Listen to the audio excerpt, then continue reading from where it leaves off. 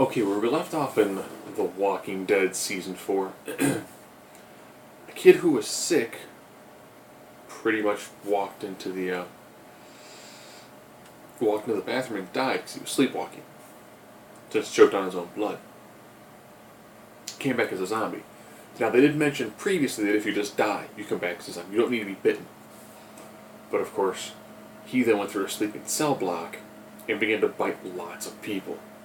So every person he ends up biting, if he doesn't fully kill them, they come back as a zombie. So now you have a massive zombie outbreak inside a cell block pretty much at like the early hours of the day. So they end up dealing with that. And also, apparently, somebody's been feeding the zombies. It's a pretty good indication as to who. She's the one who almost wants to kind of keep them as pets. It's kind of creepy. So, by the time they finish getting everything clear out in the cell block, realize it's probably some sort of bizarre infection that's killing people, and then it's time to start quarantining. By the time that's done, a mass of zombies begins to hit one spot in the prison and almost overtakes the wall. How do they get rid of it?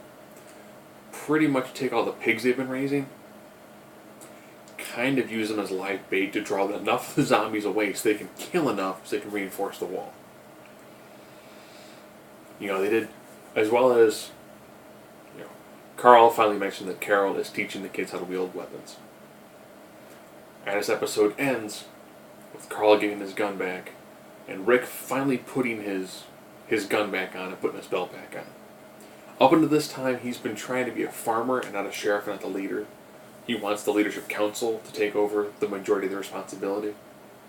With people always going, Rick, we really need your help with this. Listen, I made mistakes for like 3 seasons. Seriously, I did.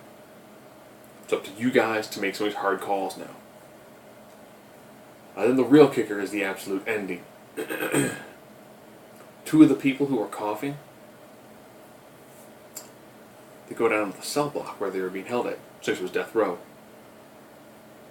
It looks like somebody dragged their bodies out, soaked them in gasoline, and lit them on fire.